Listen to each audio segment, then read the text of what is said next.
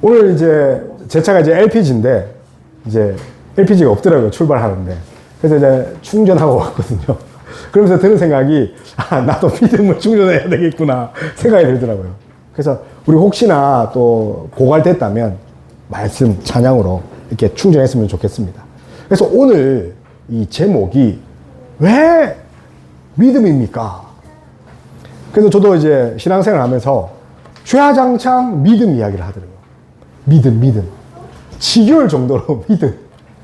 그래서 왜 도대체 믿음입니까? 라는 그 제목으로 하나님 말씀 나눌 때 그 하나님 뜻을 깨닫고 그 뜻대로 살아가는 저와 여러분 다 됐으면 좋겠습니다. 그 오늘 왜 믿음이냐면 오늘 20절 그 27절부터 31절까지 계속 나오는 단어가 믿음입니다. 사도 바울이요 말할 때마다 한 문장 할 때마다 믿음을 씁니다. 잔소리 같잖아요. 근데 진짜 중요한 것은 믿음이라는 거죠. 그래서 보니까 27절에 오직 믿음의 법 오직을 넣었습니다. 28절에 뭐가 있습니까? 믿음으로 되는 줄. 믿음으로 된대요. 그리고 30절에 뭐가 있습니까? 믿음으로 말미암아 31절에도 믿음으로 말미암아. 그리고 4장에는 뭐가 나오냐면 믿음하면 떠오르는 사람이죠. 누굽니까? 아브라함. 믿음하면 떠오르는 사람 누굽니까? 다윗. 그래서 사도 바울은 무슨 이야기 하고 싶냐면 믿음이다. 이 여름에 우리가 지켜야 할 것은 믿음이다. 근데 그 믿음이 어떤 믿음이냐면 구원 얻는 믿음이에요. 성경의 믿음은요, 뭐 작게는요 병 낫는 믿음, 뭐 성공하는 믿음 그렇게 볼 수 있지만 성경에서 말하는 믿음 뭐라고요? 구원 얻는 믿음. 그래서 혹시나 내가 아직 구원 받았나? 내 구원 받은 걸 어떻게 이렇게 증명할 수 있을까? 제가 이제 청년부 사역을 했을 때 어느 청년이 자기가 이제 CEO라고 하더라고요. 그래서 행세를 보니 CEO 같지 않았는데 나이가 어려서 자기가 정말 CEO처럼 이렇게 이야기를 하길래 한참 듣다 보니까 창업을 한 지 몇 개월 된 줄 아십니까? 6개월 됐대요. 6개월. 허세가 엄청나죠. 근데 그 친구가 내가 구원받은 거 목사님, 전도사님 어떻게 합니까? 제가 구원받은지 잘 모르겠어요. 그러니까 우리가 신앙생활을 모태신앙부터 했지만 어떻게 내 구원을 확인할 수 있을까? 라고 생각할 수 있죠. 그래서 제가 그 친구에게 조심스럽게 이제 진짜 신앙생활을 해야 된다. 제로부터 돌아섰으면 좋겠다. 얼마나 당신의 죄가 심각했다면 구원까지 의심여기게 하느냐. 그래서 회심에서부터 사실은 출발하잖아요. 그래서 그 친구는 지금 이제 사업을 접고 직장 생활하면서 착실히 하고 있습니다. 그러니까 허세죠. 그러니까 믿음도 허세였다. 내가 아멘하고 믿으면 마치 믿음 있는 것처럼. 이게 인본주의적 믿음이라는 거예요. 뭐라고요? 인본주의적. 그 대표적인 예가 우리가 잘 아는 플라시보 효과 아시죠? 위약, 가짜약 효과예요. 가짜약을 진짜 약이라고 속이고 먹였더니 어떻습니까? 진짜 효과가 났대요.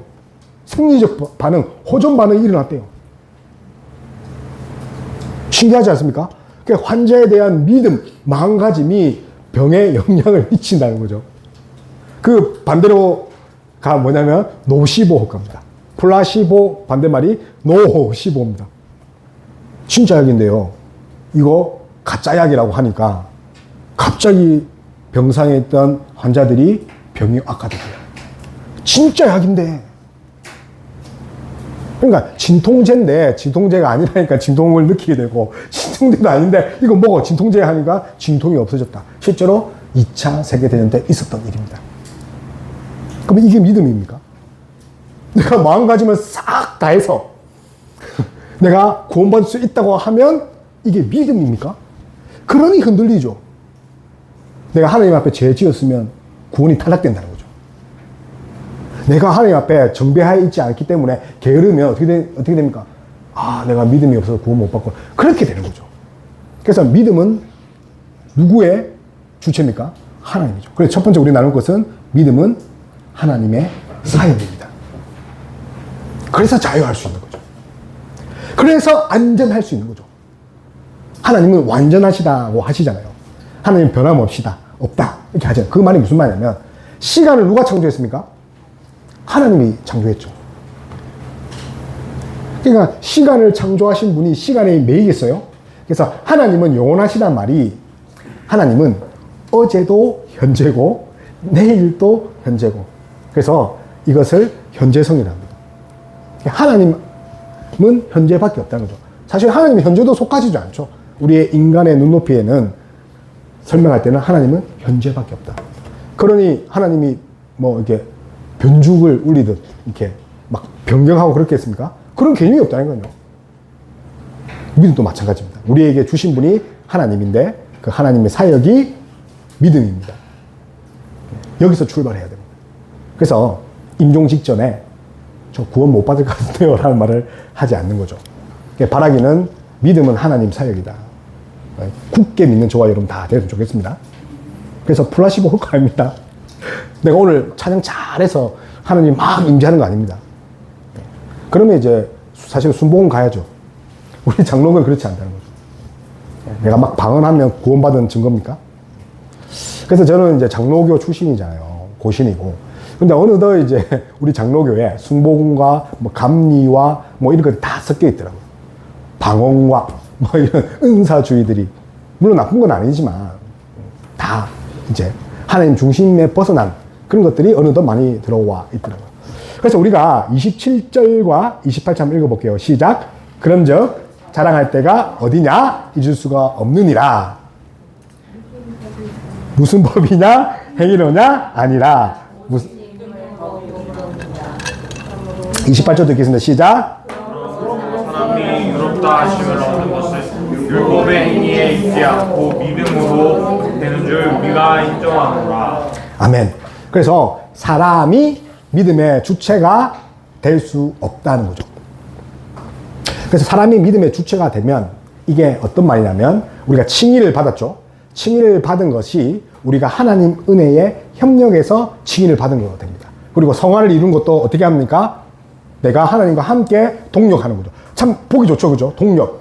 근데 이것이 가톨릭에서 말하는 신인 협력설입니다. 그러니까 우리 교리와는 완전히 다른 거죠. 신과 인간이 하나가 돼서 같이 이루어가는 거죠. 구원을. 신인 협력설. 그래서 이 믿음은 우리 기독교와 정면 대치되는 거죠. 그래서 이 신인 협력설, 나중에 뭐가 되냐면 사람의 행동, 행위가 강조됩니다. 그래서 공로주의가 됩니다. 그래서 계급주의가 됩니다. 그래서 어떤 사람은 50%만 믿었는데 믿음을 인정해 주는 거예요. 근데 어떤 사람은요, 억울하게 100% 믿었는데 그것도 믿음을. 그러니까 내가 볼 때는 저 사람은 50%의 믿음이고 80%, 90%, 다시 말하면 제가 뭘 하고 있습니까? 계급을 나누고 있죠. 그게 공로주의, 계급주의죠. 그래서 가톨릭은 나중에 어떻게 되냐면 이것이 이제 영성신학, 이 영성으로 이제 바뀝니다. 영성이 좋은 것 같지만 영성 이꼴 내 자질입니다. 자질을 끌어올리는 자만이 주의 만찬에 참여할 수 있다. 자질이 안 되면 뭘 해야 됩니까? 그냥 가만히 앉아 있어야 됩니다. 그래서 우상은 무식한 자들의 책이라고 했습니다. 가톨릭에서. 라틴어 읽지 못하고 성경 잘 모르면 그냥 예수님 십자가만 탁 바라보면 돼.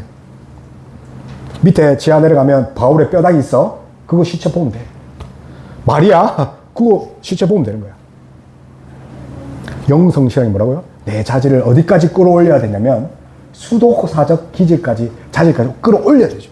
그래야지 천국 갈 수 있다. 여기서 이제 영성신앙에서 나온 것이 이제 관상기도입니다. 요즘 유튜브 보니까 뭐 관상기도 이렇게 많이 하죠. 관상이 뭡니까? 상을 본다는 거죠. 마음의 상을. 관상기도 제가 제일 압니다. 우리 할머니가 엄청 잘했거든요. 우리 할머니는요, 그 뭐죠? 목탁 들고 벽 보고 다 있거든요. 6시간을.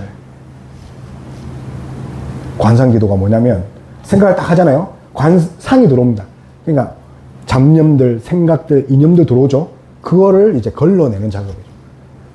그러면 제가 보니까 이 관상기도가요, 우리 할머니가 했던 그랑 비슷한데, 그래서 관상기를 알아보니까 레벨이 있더라고요. 혹시 이제 요가 수련하면, 태권도 수련하면, 하얀 띠에서 검은 띠 되면 우리가 이제 동작이 많아진 것 같잖아요. 검은 띠가 되면요, 이 관상을 하나님 중심적으로 올릴 수 있다는 거예요.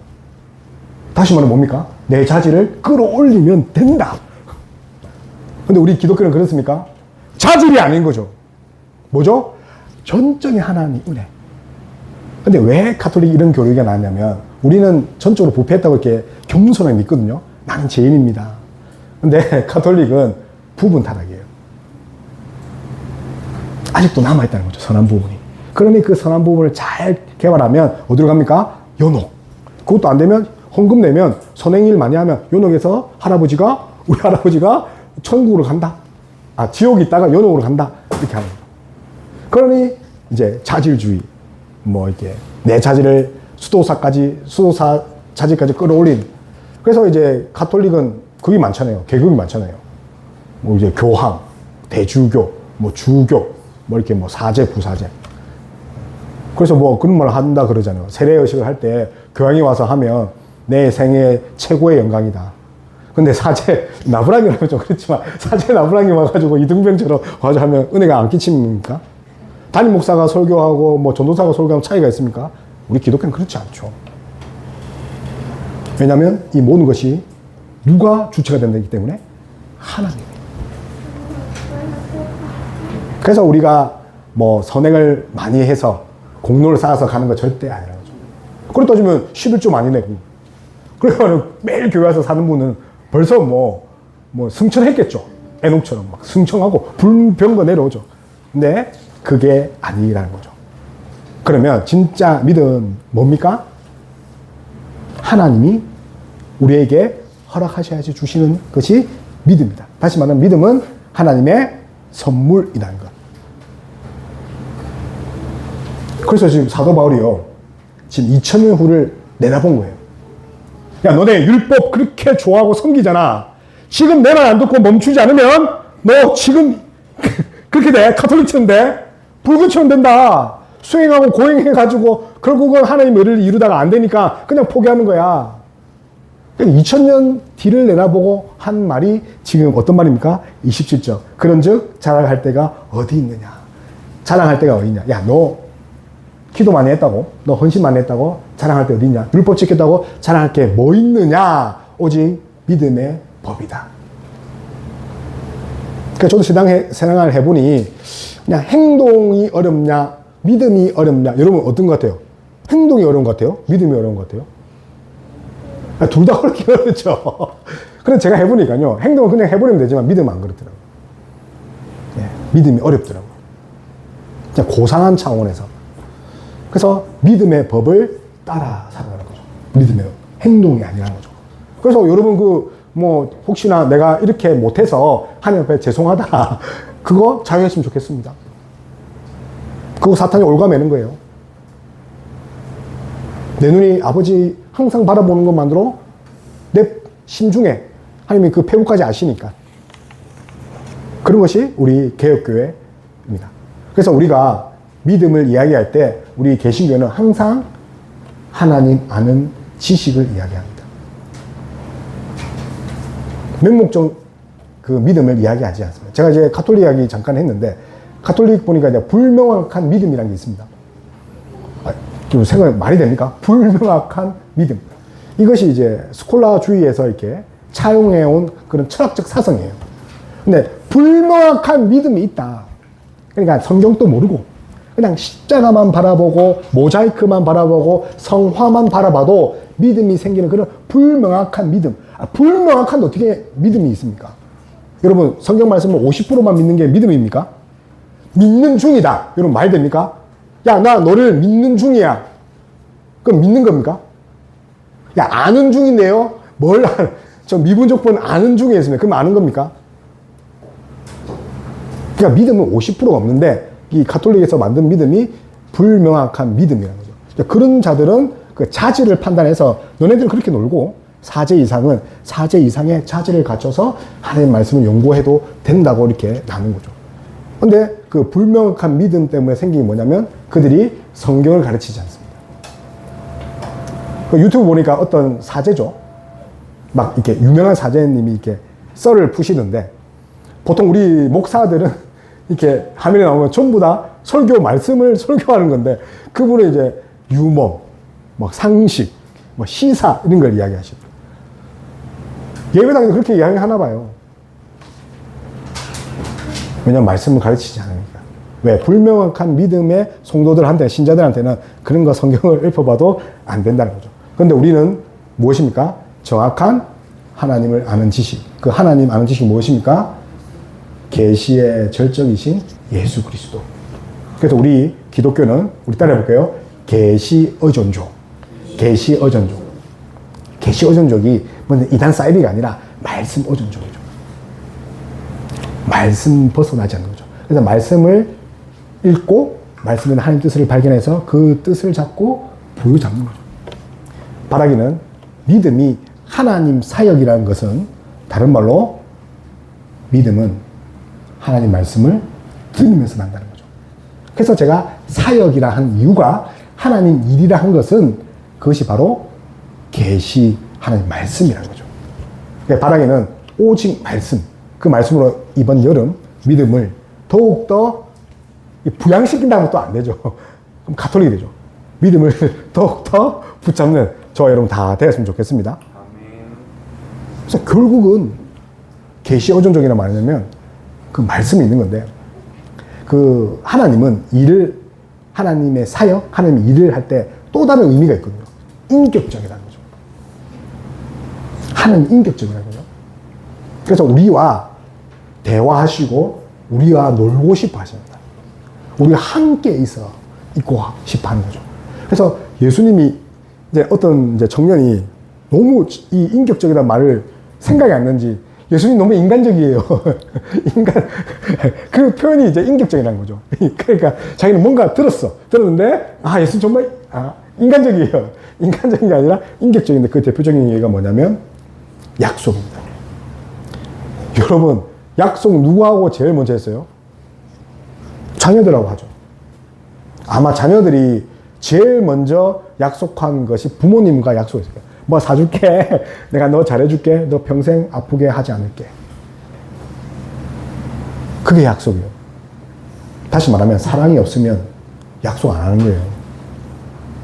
하나님이 우리 언약을 맺었다는 게 뭐죠? 하나님 인격적이라는 말이 바로 사랑이죠. 그래서 믿음은 어디서부터 시작하냐면 약속의 그 언약을 믿는 것부터 믿음의 효력이 시작됩니다. 약속의 효력이 시작되는 거죠. 그러니까 믿음이 사실은 정말 그 도구라고 하지만 그 믿음이 없으면 어떻게 합니까? 뭘 떠먹지를 못한다는 거예요. 제가 숟가락이 없는데 어떻게 매기 매운탕 펄펄 끓는 거를 이렇게 먹겠습니까? 죽을 먹겠습니까? 그러니까 믿음은 숟가락과 같지만 그럼에도 불구하고 이 도구에 지나지 않는다는 거죠. 근데 뭘 먹어야 된다고요? 매기 매운탕. 그 매기 매운탕이 뭐라고요? 언약이라는 거죠. 근데 믿음이 없으면 절대로 매기 매운탕을 제가 배고파서 그런 거 절대 안 됩니다.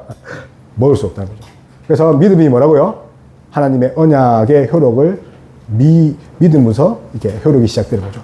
우리 1절과 우리 3절 읽어볼게요. 1절과 3절. 시작. 그런즉 육신으로 우리 조상인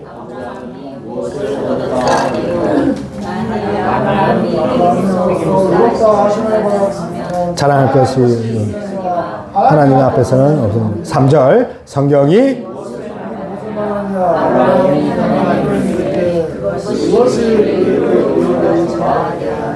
아멘. 우리 이제 4장을 이제 보면서 믿음은 하나님의 약속의 효력의 시작이다. 믿음이 이제 진짜 약발이 받는 시작이죠. 약속을 믿고. 그런데 오늘 누가 나옵니까? 아브라함이 나오고 또 누가 나옵니까? 그 다윗이 나오죠. 그래서 뭐 혹자들은 유대인들에게 아주 중요한 인물이다. 그래서 이제 다 아는 위대한 인물이죠. 그 믿음의 조상 그리고 다윗 왕. 근데 그런 의견도 있지만 이제 그 율법을 지금 설명하고 있기 때문에 율법을 기준으로 율법 전에 있는 사람이 누굽니까? 아브라함이죠. 율법은 모세가 받잖아요. 근데 율법 이후에 또 나타난 위대한 왕이 누굽니까? 다윗. 그 기준이 뭡니까? 율법이죠. 율법으로 아브라함을 나누고 지금 다윗을 나눈 거죠. 그래서 아브라함을 자세히 알면 지금 사도 바울이 어떤 이야기를 할지를 눈에 뻔히 보입니다.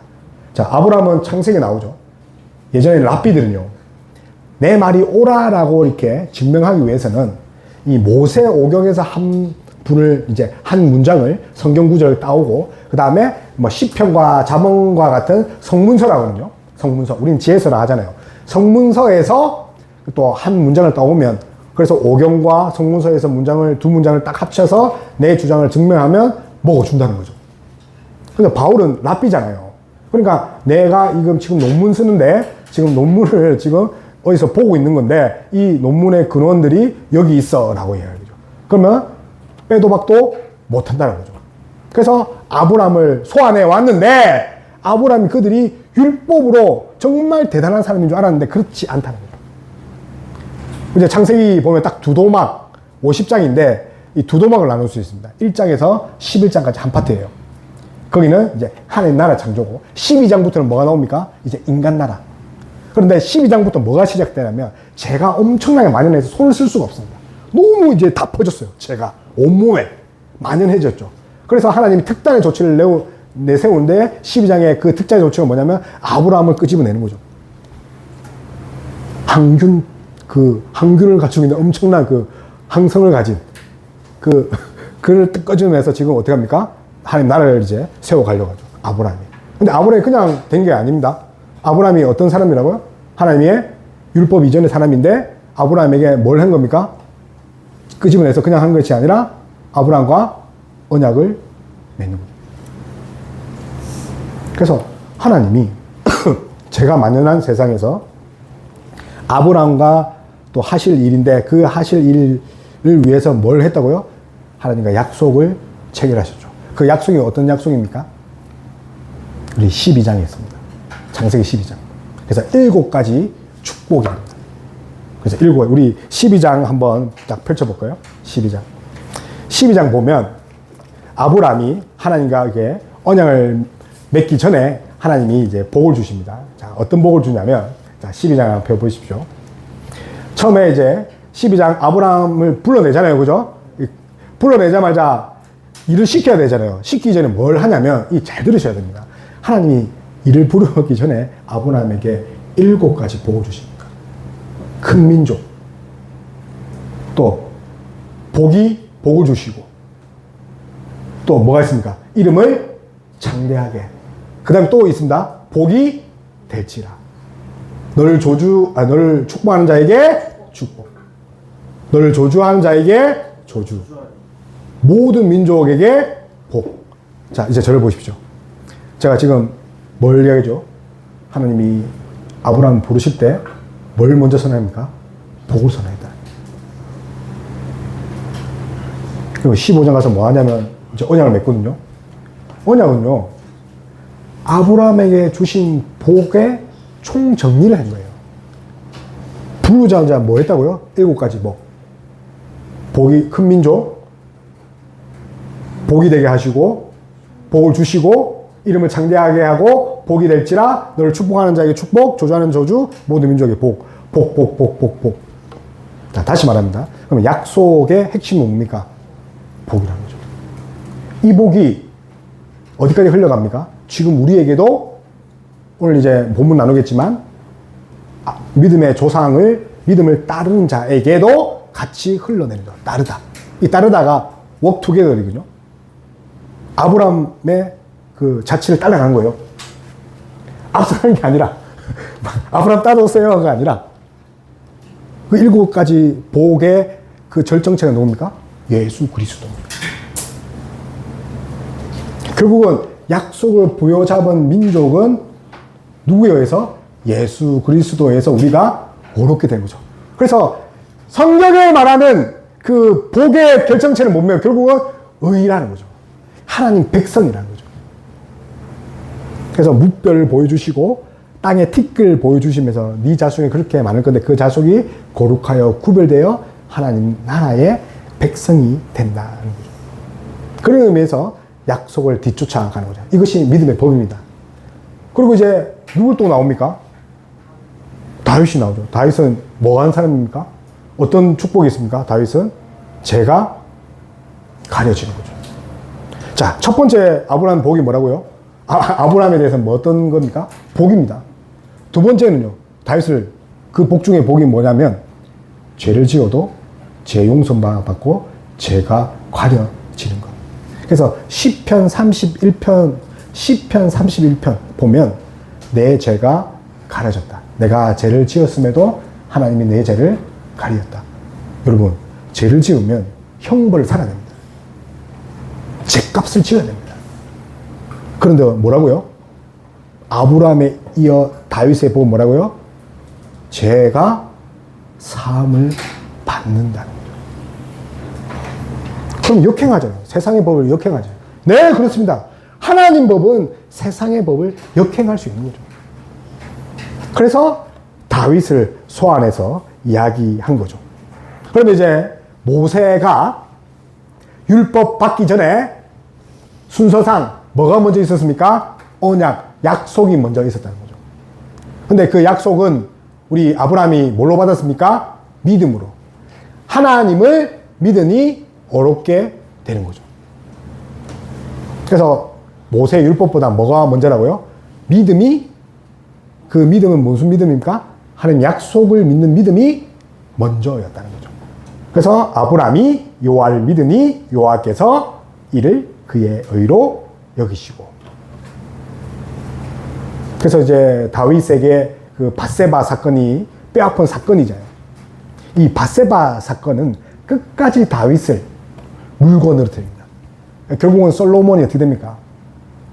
다윗의 그 재성을 그대로 물려받죠. 그리고 솔로몬의 그 후예들은 어떻습니까? 다윗의 그 재성을 그대로 물려받습니다. 그래서 나라가 두 동갈이 되고 결국은 쾌락에 빠져서 망하죠. 아수르에 망하고 바벨론에 망하는 다윗의 밧세바 사건이 결국 그렇게 되는 겁니다. 근데 그걸 하나님이 어떻게 하신다고요? 다 사여 주시겠다. 그래서 나단 선지자가 그 다윗을 찾아오지 않습니까?